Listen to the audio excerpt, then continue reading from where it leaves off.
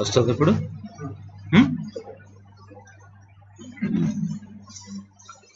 Today's topic is idiopathic interstitial pneumonia, which is a rare disease but very much disabling, and patient starts developing. It is usually characterized by varying patterns of inflammation and fibrosis in lung parenchyma, and it comprises a number of clinico-pathological entities that are sufficient to differentiate from one another to be considered as separate disease.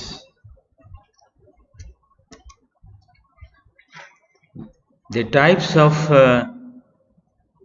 interstitial lung disease, idiopathic interstitial pneumonias, are various types. One is discomative interstitial pneumonia, acute interstitial pneumonia, non-specific interstitial pneumonia, respiratory bronchiolitis, interstitial lung disease, cryptogenic organizing pneumonia, lymphocytic interstitial pneumonia.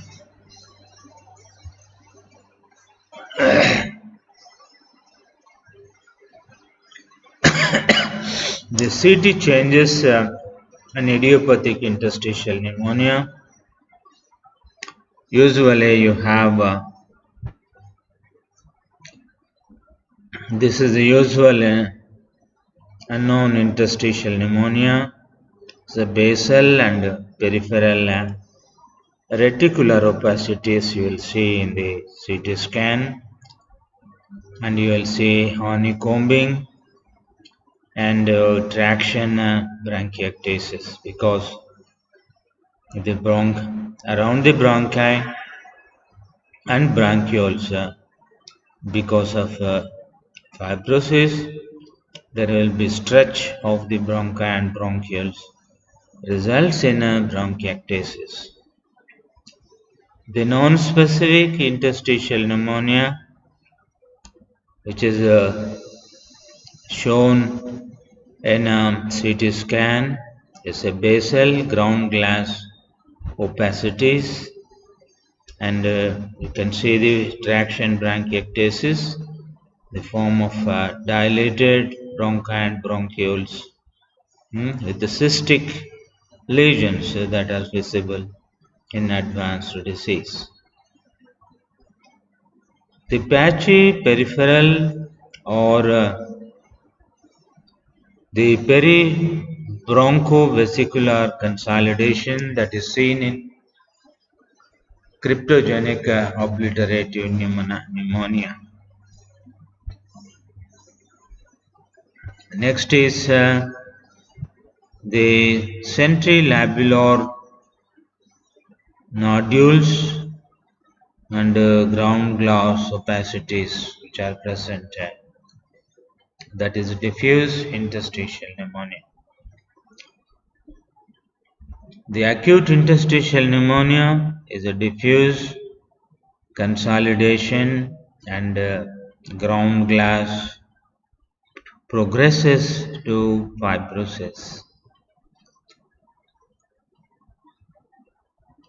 It's a diffuse consolidation and ground glass progression appearance that is seen in CT scan and X-ray also,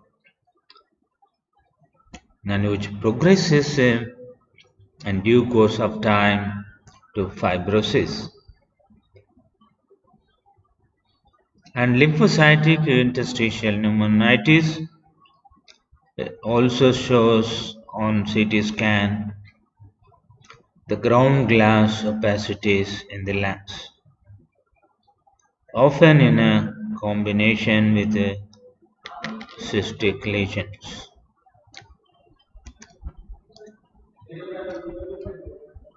And this is the X-ray that is showing the reticular pattern in the X-ray with interstitial pneumonitis.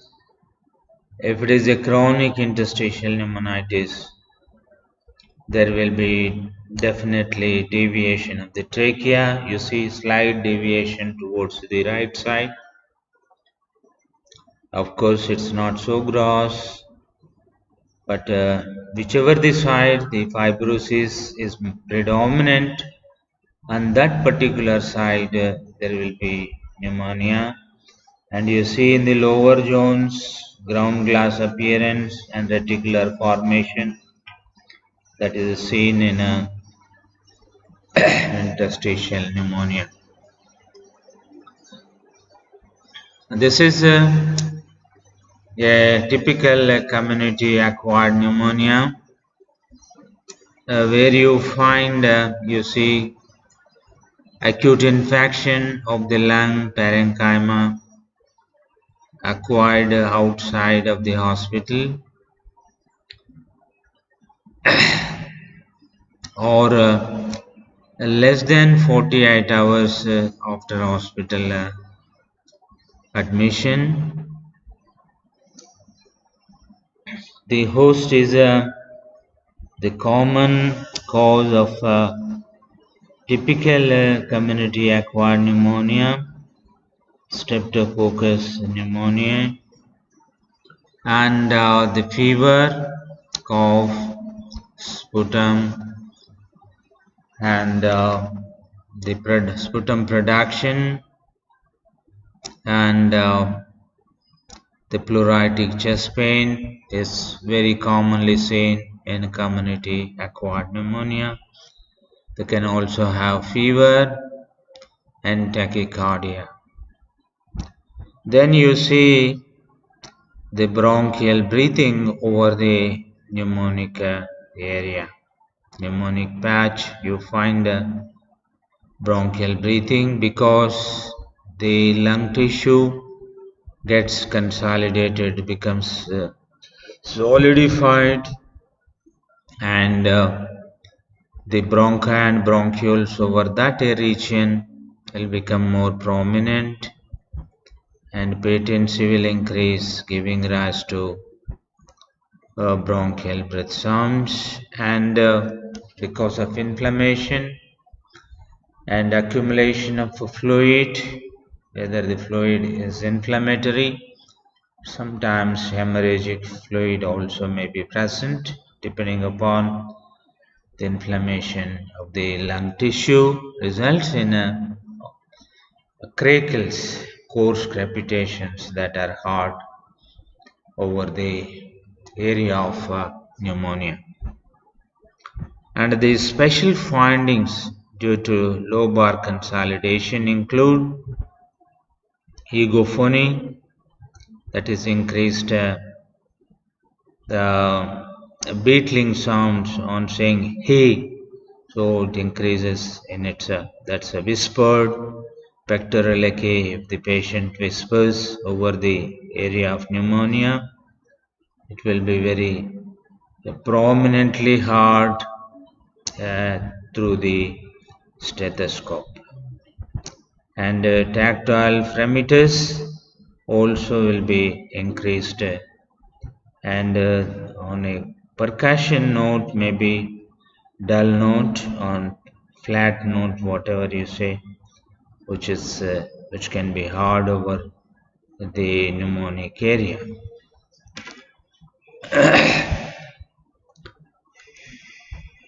And the differential diagnosis of interstitial pneumonia is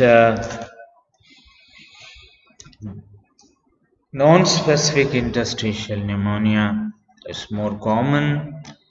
Median age about 40 to 50 years, either male or females can develop. Females develop interstitial pneumonia much more commonly than males.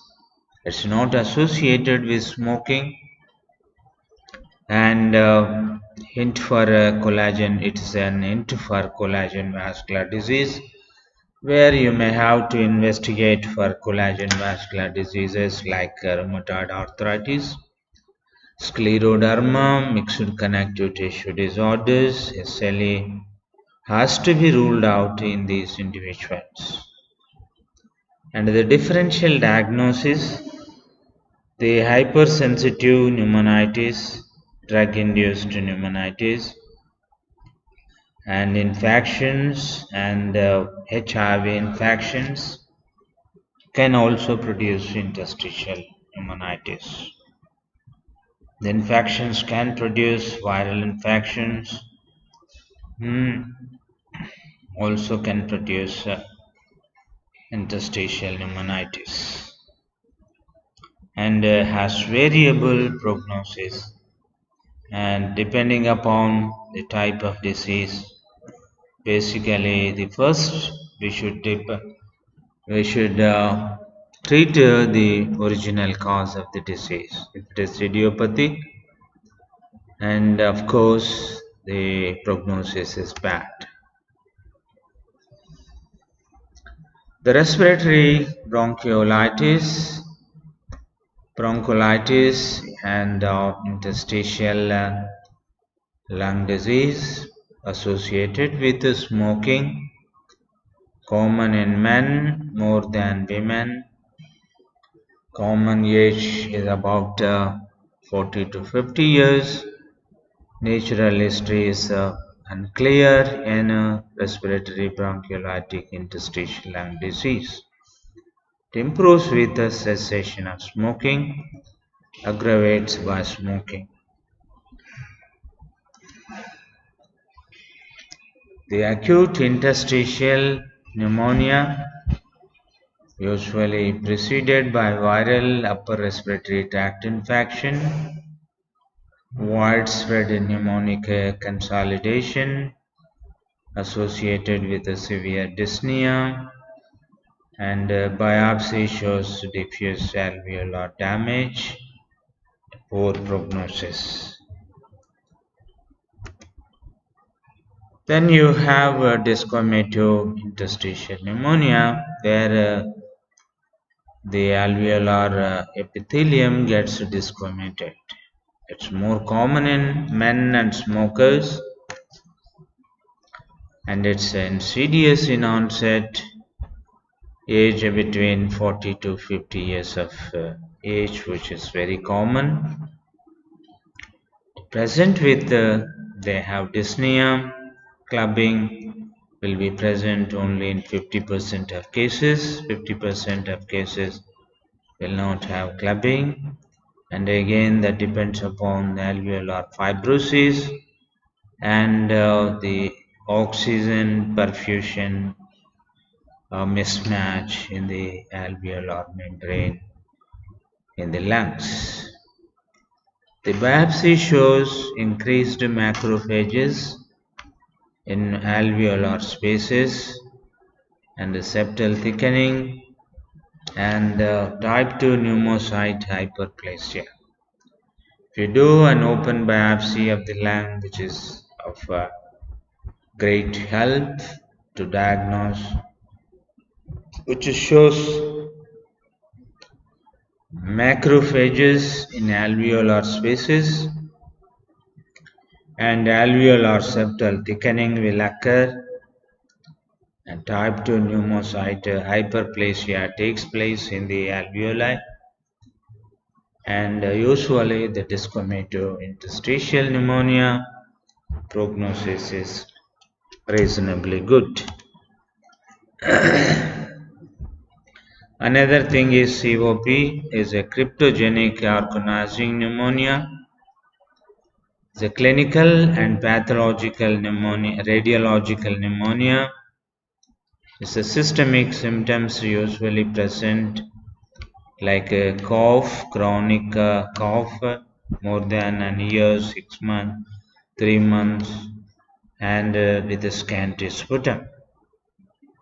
And systemic symptoms or fever, mild fever, and cough with scanty expectoration is common, and progressive dyspnea is the characteristic constitutional symptom that occurs in a cryptogenic organizing pneumonia. And they will have raised ESR, and then they will have clubbing only 50%, but the other 50% may not be present. So the biopsy shows florid proliferation of immature collagen.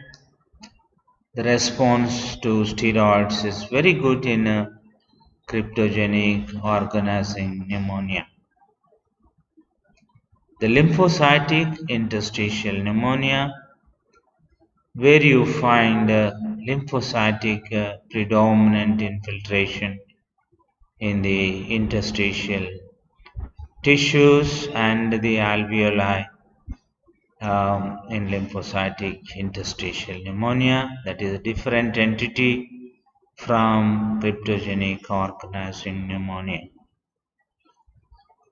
It's more common in women, and onset is very slow over years. It takes long time to develop dyspnea and hypoxia and other symptoms, shortness of breath. And in such situations, we may have to investigate for collagen vascular disorders and HIV infection also, because HIV also can produce interstitial pneumonia, which is a wasting disorder, which is shortness of breath with hypoxia. Think of HIV infection, or collagen vascular disorders like rheumatoid arthritis, scleroderma with lung involvement, rheumatoid arthritis with Kaplan syndrome with nodules and reticular formation, fibrosis of the lung, hypoxia, patient is going to COPD, think of rheumatoid arthritis and scleroderma. And the role of steroids is not very clear in a lymphocytic interstitial pneumonia. Some will be benefited, some will not be benefited. That has to be decided depending upon the response of the patient by the clinician who is providing the medical help.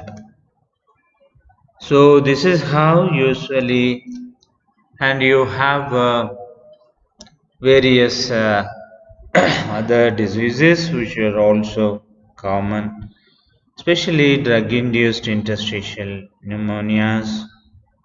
Drug-induced interstitial pneumonias like anti-malignant drugs like bleomycin, busulfan, etc. can produce, or some of the drugs like anti-epileptic drugs, carbamazepine, can also produce interstitial pneumonia in these individuals.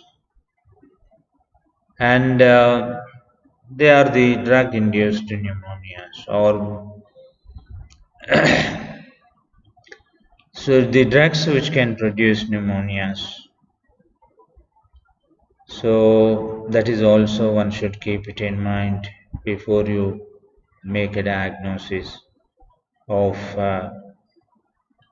interstitial pneumonia. The treatment of interstitial pneumonia. The constitutional symptoms, if fever and if hypoxia is there, if fever is there, you may have to supplement analgesics. Best is paracetamol should be given depending upon the requirement, and it should be given for a period of till the patient gets constitutional symptom subsidence. if it may have to be given for a week or 10 days time. And second thing is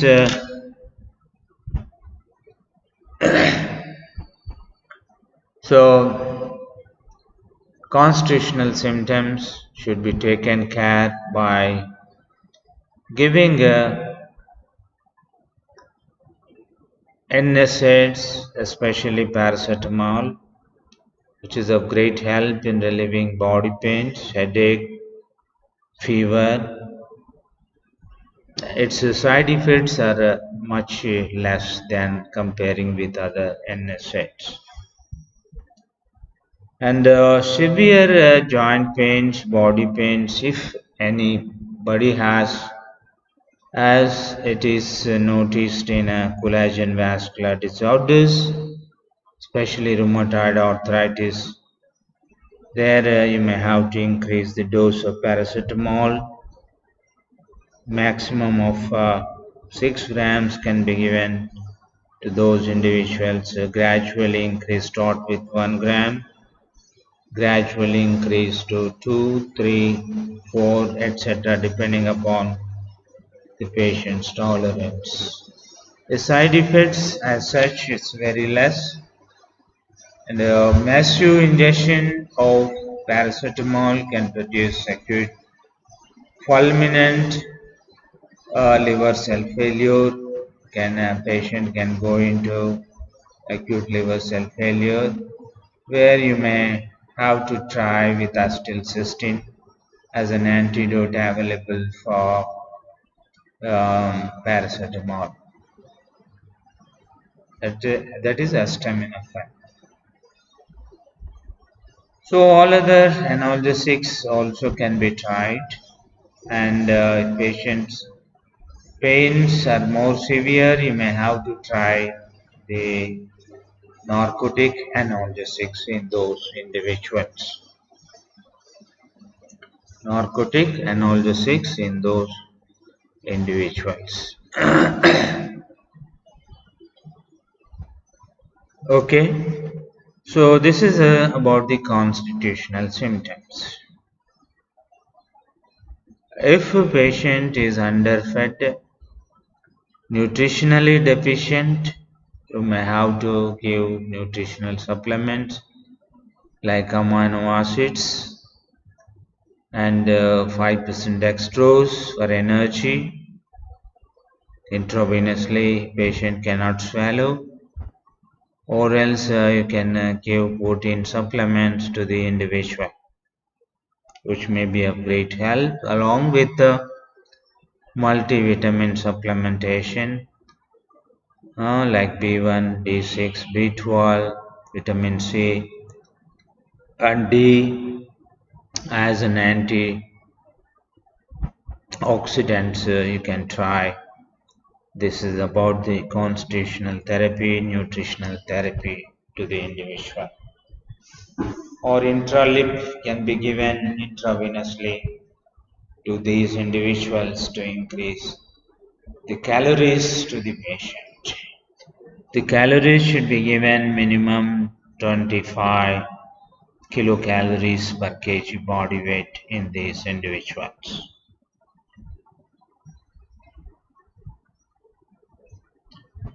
Next is diagnose the disease.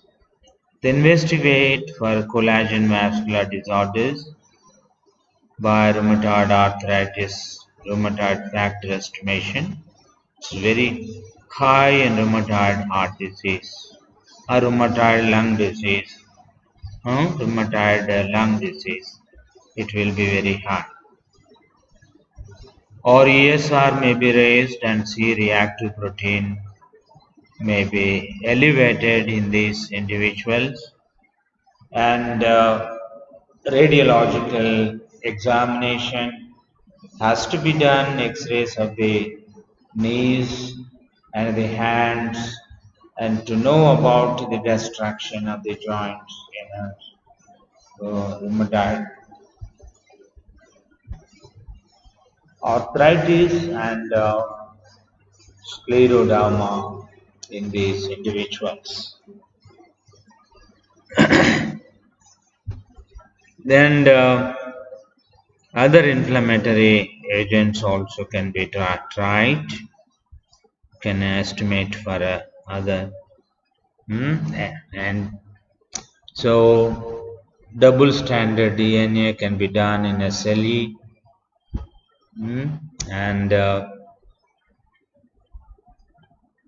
in mixed connective tissue disorders you can do anti-nuclear cytoplasmic antigen.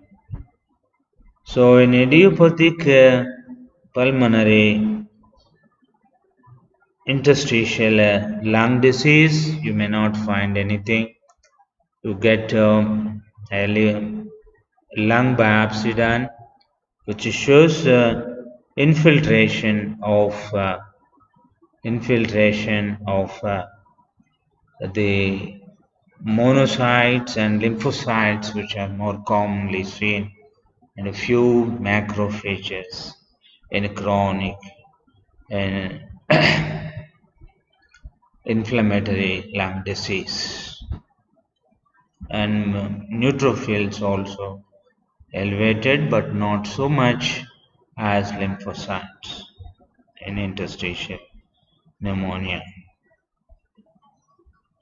And the ELISA test or PCR or RT-PCR for HIV can be done to make a diagnosis of HIV.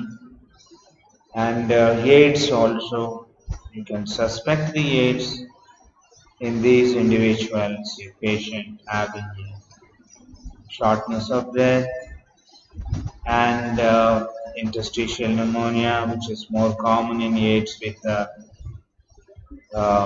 infection of pneumocystis jirovecii. Pneumocystis jirovecii, which is more commonly associated with HIV infection. And lung biopsy, of course, the diagnostic, which can give you the correct diagnosis of idiopathic or cryptogenic organizing pneumonia. In idiopathic interstitial pneumonia, the diagnostic and gold standard is open lung biopsy, or you can do a closed lung biopsy also, or which may be of some help, but sometimes you may miss the tissue. You may get some skeletal tissue or pleura, etc. But open biopsy is always excellent in making the diagnosis of interstitial pneumonia.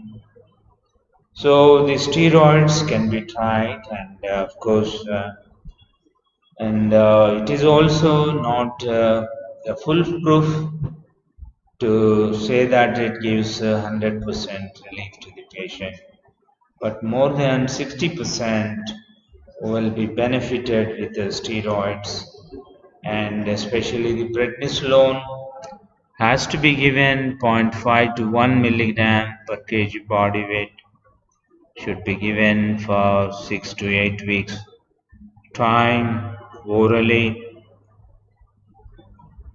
It should be given and monitor for the side effects.